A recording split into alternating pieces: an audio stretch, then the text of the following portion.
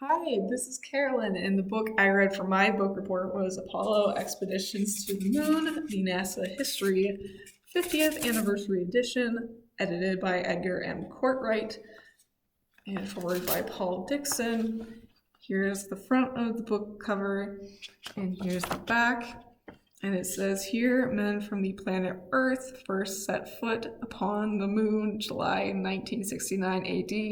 We came in peace for all mankind. And that is the famous engraving on the plaque that Neil Armstrong and Buzz Aldrin put on the moon when they first came. So there are 17 authors of this book, technically. And all of these people had been involved with NASA or the Apollo program in some way. Edgar M. Courtwright, as I said, was the editor, and he's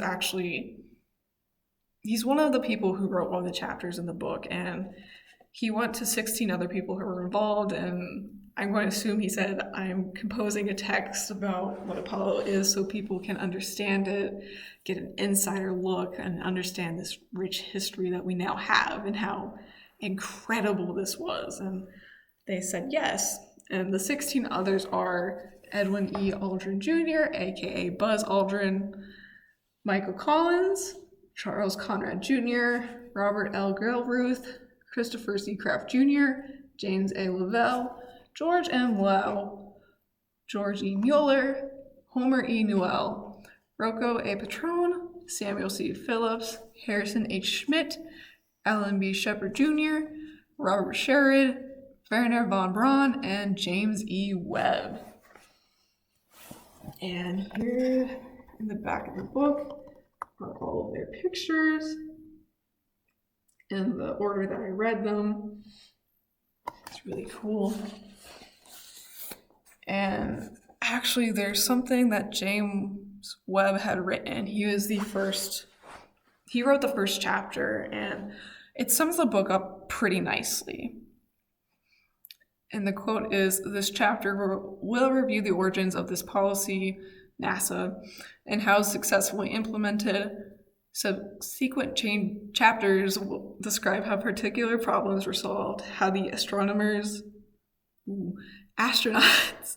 and other teams of specialists were trained and performed, how the giant space boosters were built and flown, and how all of this was joined together in a fully integrated effort.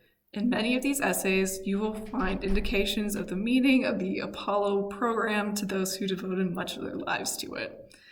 And that's correct. I got to learn how Apollo and NASA came to be and how NASA actually became NASA. Originally in 1958, Eisenhower had established something called NACA, and that was the National Advisory Committee for Aeronautics.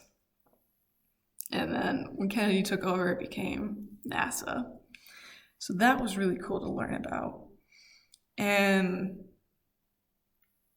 as I said, this is a really deep, rich book, so I might be going a little all over the place because it's so hard to decide where to go from here. When reading, you get to learn about the Saturn rockets and how they came to be and how complex they were, with the 3 stages of liftoff and making sure the lunar module would go into lunar orbit. And I got to learn about how hard it was to choose between 3 methods of getting to the moon. That was direct ascent, Earth orbit rendezvous, and lunar orbit rendezvous. Lunar orbit rendezvous is what they ended up doing.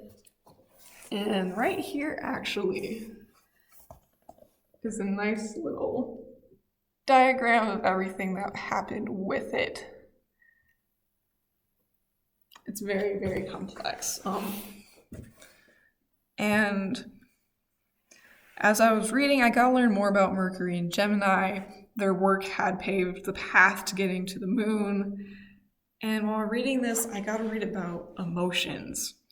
I got to read Aldrin and Collins' personal recounts of Apollo 11 and how Collins was worried that his 2 partners weren't going to come back to the command module, and the joy he felt when they said they landed, and how Aldrin felt when him and Neil landed. And there's a little bit of words from Neil in there, but he's not credited as writing. but how both of them were so excited. They were like little boys in a candy shop when they were on the moon, so they kind of struggled to remain focused on bringing samples back home.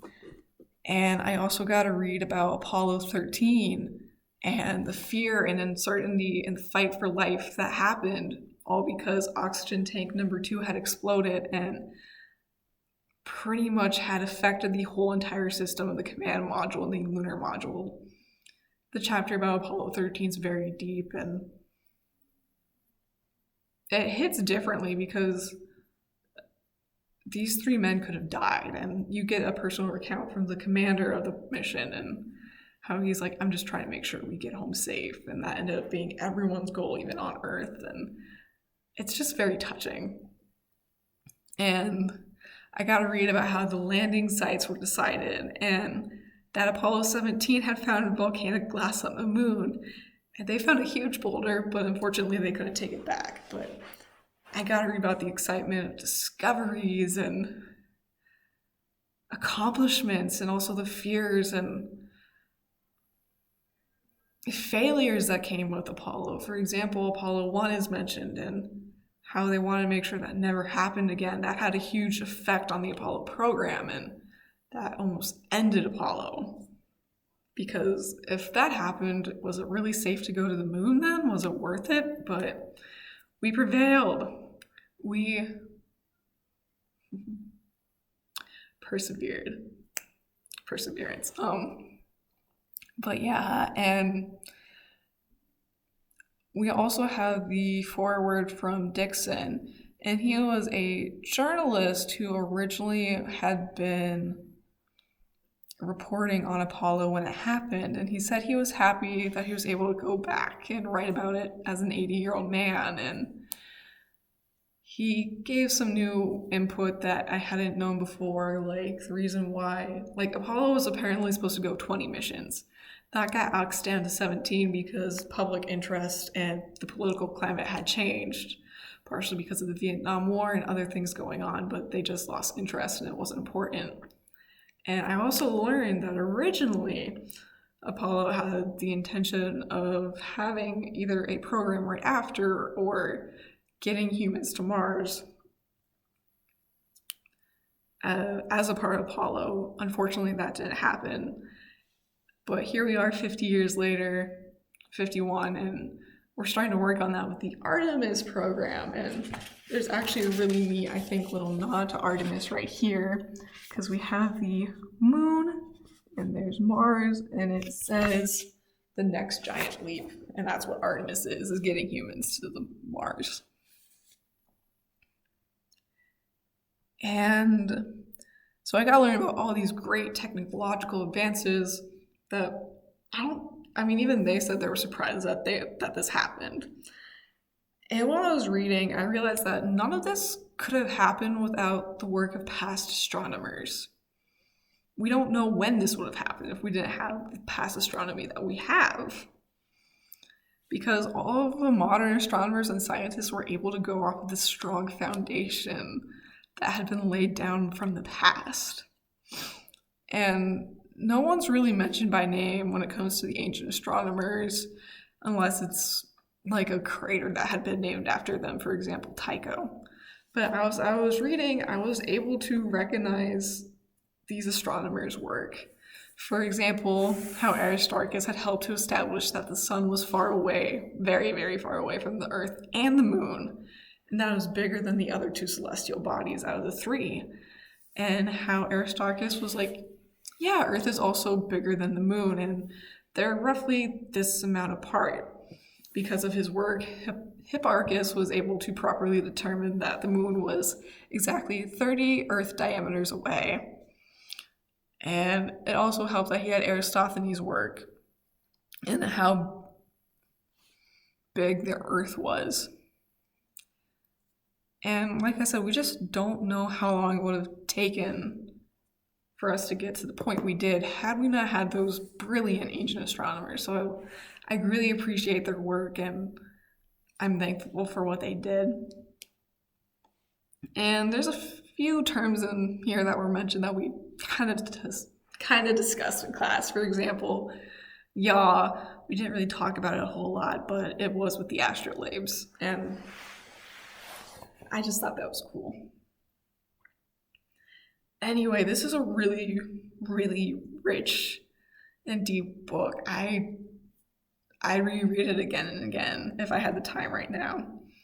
It gives you pictures and, like I said, personal insight onto what it was like to be working through Apollo and working with NASA. And it's fairly easy for an outsider like me to follow. And it's just a really fascinating read. And the pictures are beautiful. And for example, like we get to learn a little bit about the lunar orbiters and the photographs they took and how that helped with landing on the moon. Here's the fancy little contraption right there. We also get to see, it's just, I don't know where to start because these are so beautiful. Oh, we even get to learn how the contraptions that move the Saturn rockets to the launch pads were made. And it's like a little indoor room that can be moved. It was really fascinating. But here's one of the Saturn rockets right before takeoff.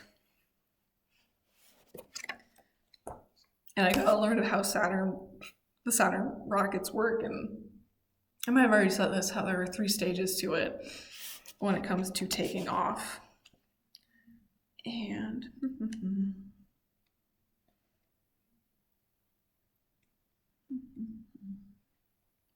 here we go. Here are some of the excellent pictures we get. Over here are the first 3 men. Well, not the first 3 men because Collins stayed in the command module, but Neil, Collins, Aldrin, Nixon, and Aldrin on the moon.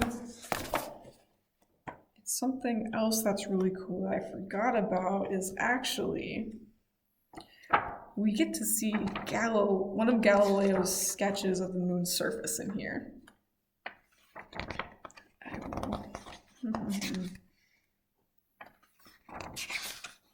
There we go. And Courtwright actually wrote this chapter, and he's talking about how our understanding of the moon was able to change over time, and we got our first kind of understanding of what the moon looked like with Galileo's drawings. And actually, here's some of the pictures of Saturn rockets, and I believe, well, not Saturn, but the Juno 2, the Thorible, and the Atlas Able launch vehicles. They're discussed, and there were ones that were used on previous missions or tests. But yeah, this is a really great book. I highly recommend reading it. It's just fascinating and it's so beautiful.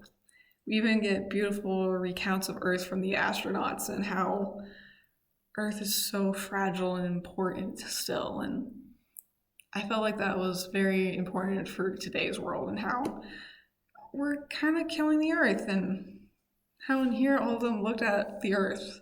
Well, at least all the astronauts that have written chapters for this book, and how all of them looked at it and said, there's worlds going down on the surface, but up here it's so beautiful and peaceful and we need to protect that. So it definitely hits with home today. And Apollo is still relevant today. Yeah, I just love this book. I could rant about it for hours, but